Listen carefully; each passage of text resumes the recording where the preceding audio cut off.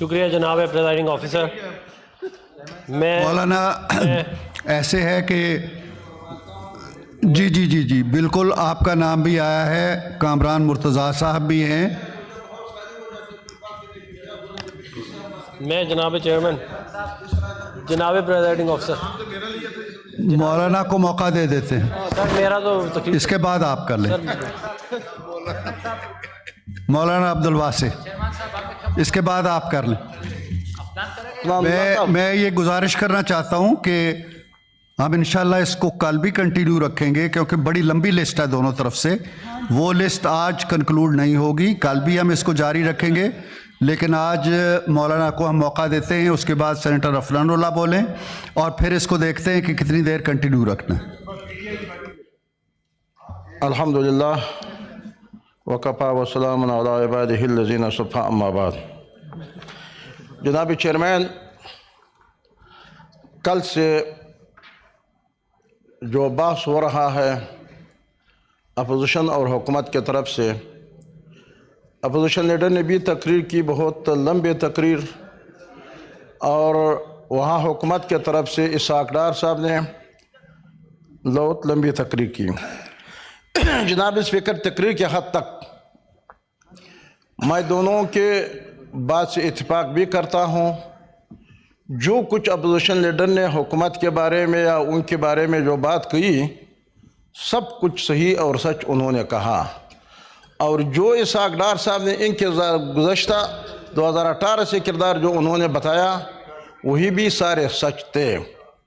لیکن ان سب کے سچ ہونے کے بعد میں یہ سمجھتا ہوں کہ یہ اس کے بعد یہ کس پہ الزام لگا رہا ہے، کس کے بارے میں یہ بات کر رہا ہے کہ یہ ملک کے ساتھ ہوا یا ہمارے ساتھ ہوا، یا وہ اپنے آپ کے بارے میں کہتے ہیں. جناب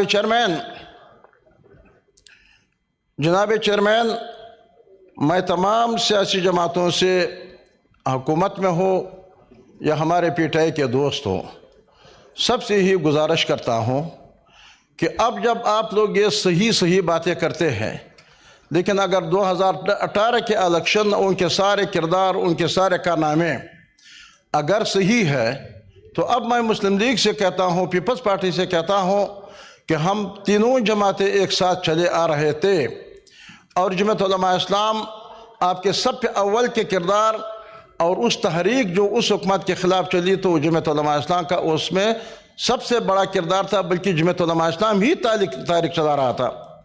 لیکن اس کے بعد آپ نے وہی نسخہ استعمال کر دیا جو نسخہ 2018 میں پی ٹی آئی والوں نے استعمال کر کے ان کے کندھوں پہ، جن کے کندھوں پہ ہم شکایت کرتے تھے کہ یہ وہاں ان طاقتور لوگوں کے کندھوں پہ آئے. وہ حقیقی اور انتخابات نہیں ہوئی، حقیقی نمائندگی نہیں ہوئی. جب ہم تینوں جماعتیں یہ بات کر رہے تھے، تو اب آپ لوگوں نے وہی کام اس طرح کر دیا کہ نہ صرف پی ٹی آئی والوں کے ساتھ، وہ تو آپ کے مخالف تھے، چلو آپ نے کہا کہ آپ نے ہمارے ساتھ کر دیا اور ہم آپ کے ساتھ کرتے ہیں، لیکن وہی کام آپ نے جمعیت علماء اسلام کے اس جماعت کے ساتھ کر دیا کہ جس جماعت نے اسی حکومت کے خلاف 14 ملین مارچ کیے ہیں، آزادی مارچ کیے ہیں، اور وہاں ملک میں ایک تحریک چلائی ہے، اور اس تحریک کے نتیجے میں یہ سب کچھ ممکن ہو سکا. لہٰذا مسلم لیگ اور پیپلز پارٹی آج یہ بات کرتے ہیں کہ 2018 کی تاریخ، اور پی ٹی آئی یہ بات کرتے ہیں کہ آج اب تم کر رہے ہیں. تو کل جو تم لوگوں نے جس لوگوں کے کندھوں پہ آئے، جن لوگوں کے لیے آپ استعمال ہوئے، جو کچھ آپ کر رہا تھا، وہ تو آپ نہیں، آپ سے کروا رہے تھے، اور کس کے لیے کروا رہے تھے اور کس کے لیے کر رہے تھے. آج وہی کام مسلم لیگ اور پیپلز پارٹی سے کروا رہے اور کر رہے. خدا را ہر ایک اپنی مدت مقرر ہوتے. 75 سال سے اس ملک میں ایک حقیقی جمہوری حکومت ابھی تک قائم نہیں ہوا ہے، اور 75 سال میں ہم جیسے غریبوں کے ساتھ، جو عوام کے نمائندے ہم ہیں، جمعیت علماء اسلام اس طرح جماعتیں ہیں، لیکن ان تینوں چار پارٹیوں کے درمیان پولیٹیشن کے کبھی وہ ان کے کندھا استعمال کر کے، کبھی وہ ان کے کندھا استعمال کر کے، پھر ایک دوسرے کو، پھر ملک کو کمزور کرنے کے لیے تحریک چلاتے ہیں. لہٰذا اس طرح تحریکیں چلانا. جناب چیئرمین صاحب، ابھی ادھر بات ہو رہا ہے کہ مذاکرات پی ٹی آئی والے مذاکرات کیوں نہیں کرتے ہیں. اس کو یہی تانے دے رہے تھے اور یہی کہتا تھا کہ ہم ہر وقت مذاکرات کے لیے تیار ہیں. لیکن اگر آج پاکستان کی خاطر یا اس ملک کی خاطر یا وہ کمزور ہو گئے یا طاقتور ہو گئے، لیکن اگر انہوں نے مذاکرات کی پیش کر دیا تو اب آپ کو کیوں تانے دے رہے ہیں؟ تو اس کا مطلب یہ کہ آپ خام خواہ ان کو اس وقت چڑھنا چاہتے ہیں تاکہ پاکستان کمزور ہو جائے اور یہی غیر یقینی کیفیت ہو، تاکہ ملک کی اکانومی بھی تباہ ہو، ملک کی معیشت بھی تباہ ہو. لہٰذا جناب چیئرمین، یہ جو بھی سیاسی قوت، میں کہتا ہوں کہ جو آتے ہیں وہ کوئی بھی اپنے اختیار کے نہیں ہے، کیونکہ ان کو یہی کہا جاتا ہے کہ ان کو چھیڑو تاکہ یہ ملک آرام سے نہ چلے اور ملک ترقی نہ کر لے. لیکن جناب اسپیکر، جناب چیئرمین، اب میں اس پہ آ رہا ہوں جب 26ویں آئینی ترمیم، ٹھیک ہے، میں کہتا ہوں کہ یہ پی ٹی آئی والے اگر مان لے کہ یہ ملک کے دشمن ہے، یہ ملک کے لیے کام نہیں کرتے ہیں، یہ ملک کو ترقی نہیں دینا چاہتے. جناب اسپیکر، آپ کو معلوم ہے کہ جمعیت علماء اسلام وہی جماعت ہے کہ جب آپ لوگوں نے ان تمام مخالفتوں کے باوجود کہ آپ لوگوں نے ہمیں الیکشن میں آپ اور ان قوتوں نے مشترکہ طور پہ ہمیں ہرا دیا، لیکن اس کے باوجود ہم نے 26ویں آئینی ترمیم میں آپ کے ساتھ دے دیا اس پاکستان میں قانون سازی کے لیے، اور ایک تاکہ پاکستان میں قانون سازی آگے بڑھے. لیکن اس میں جو ہمارے ساتھ جن مدارس کے حوالے سے جب پارلیمنٹ کو ادھر اس سینٹ نے بھی پاس کر دیا متفقہ طور پہ مدارس بل، اور قومی اسمبلی نے بھی پاس کر دیا، اور 26 32 یا 35 جو شقے تھے تو وہاں جا کر کے ترامیم، لیکن صرف ایک مدارس کا بل انہوں نے مسترد کر دیا اور اب تک اس پہ دستخط نہیں کر رہے.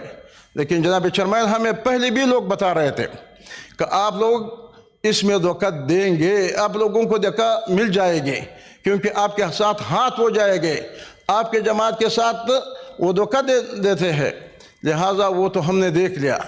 اور اب میں سمجھتا ہوں جناب چیئرمین، میں نہیں سمجھتا ہوں کہ یہ بل مسلم لیگ کے لیے ناقابل برداشت ہے یا یہ بل پیپلز پارٹی کے لیے ناقابل برداشت ہے، کیونکہ پی ڈی ایم کی حکومت میں بھی جب ہم نے وہاں حکومت میں بیٹھے تھے اور ہم نے جمع کر دیا، پہلے خواندگی کے بعد دوسری خواندگی میں ان کو روک دیا گیا.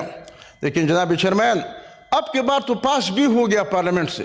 اب جب ایک پارلیمنٹ کا ایک معاہدہ ہے، پارلیمنٹ کے پاس شدہ ایک چیز اگر آج آپ لوگ اس پہ عمل درآمد نہیں کرتے تو کیا توقع رکھتے ہیں مذاکرات کے حوالے سے پی ٹی آئی آپ پہ کیا اعتماد کر سکتے؟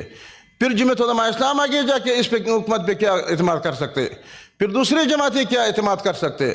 تو جناب چیئرمین، میں سمجھتا ہوں کہ سیاسی جماعتیں اپنے اندر اس طرح ایک قوت پیدا کر لے تاکہ وہ معاہدے کر کے اس کی پاسداری بھی کر لے، کیونکہ مسلمان کا شعبہ بھی یہ ہے کہ ان العہد کان مسئولا، ایک بہت بڑا عہد اور وعدہ ہے کہ انہوں نے کر دیا، پارلیمنٹ مشترکہ پاس کر دیا، آج مدارس کے بل اور مدارس کے لوگ در بدر پھر رہے ہیں. تو جناب چیئرمین، اگر ہمارے اور آپ کا اور حکومتوں کا رویہ یہی ہو تو میں سمجھتا ہوں کہ نہ سمجھے مسلم لیگ والے دوست اور پیپلز پارٹی والے دوست کہ ان کے حکومت قیامت تک چلے گی.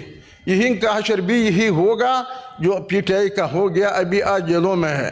اور یہ اس لیے آپ لوگوں کو جیلوں میں ڈال دیتے ہیں، اس لیے نہیں کہ وہ پاکستان کو بچا رہا ہے، بلکہ اس لیے وہ سمجھتے ہیں کہ آپ ہمارے کندھوں پہ جب اقتدار میں آ جاتے پھر آنکھیں بھی ہمیں دکھاتے ہیں، لہٰذا یہ واپس جیل کو بھیجتے، پھر دوسرا ان کے خلاف استعمال کرتے، پھر وہ جب وہی طریقہ استعمال شروع کر دیتے پھر وہی جیلوں میں ڈال دیتے. لہٰذا جناب چیئرمین، میں تمام دوستوں سے، تمام سیاسی جماعتوں سے یہی گزارش کرتا ہوں کہ پاکستان اور پاکستان مزید انتشار اور خلبشار کا متحمل نہیں ہو سکتا ہے. اور میرے ریکویسٹ یہ ہے آپ کے ذریعے جناب چیئرمین، آپ بہت اچھا انسان ہے اور آپ کے وہاں رسائی بھی ہے کہ خدا را مدرسوں کا جو بل ہے وہ اسی शक्ल में पूरी तौर पे दस्तखत किया जाए। अगर न हो तो फिर कल आप हमारे ऊपर भी गोली चलाएंगे और हम मदरसे हमारे रेड लाइन होगा। हम मदरसे के बारे में कोई कंप्रोमाइज़ नहीं करेंगे। ठीक है, हम आपसे इस जमहूरियत के जैसे कि हमारे पास 26वें आई तरमीम आए तो उनमें से 55 में से 35-26 हमने नहीं मान रहा था और आप लोगों ने वापस ले लिया, हुकूमत ने वापस ले लिया। लेकिन अगर मदारिस पे फिर भी इसी तरह से जारी रहे तो जनाब चेयरमैन इंशाअल्लाह अज़ीज़ हमारे लोग बल्कि 22 करोड़ अवाम पाकिस्तान के अवाम जमात उलमा इस्लाम के साथ है। मैं आज न पीपल्स पार्टी के साथ है न मुस्लिम लीग के साथ है। ये जब इक़्तिदार में आएंगे ये इन ज़राए से आएंगे जो आज एक दूसरे के साथ लड़ते हैं। जी जी, बहुत लेकिन हम इंशाअल्लाह इस्लामाबाद आएंगे और फिर आप गोली चलाएंगे और आपकी गोली ख़त्म हो जाएगी और हमारे चलाएगा होंगे इंशाअल्लाह। आप तशरीफ रखिए, बहुत मेहरबानी आपकी, बड़ी नवाज़िश आपकी।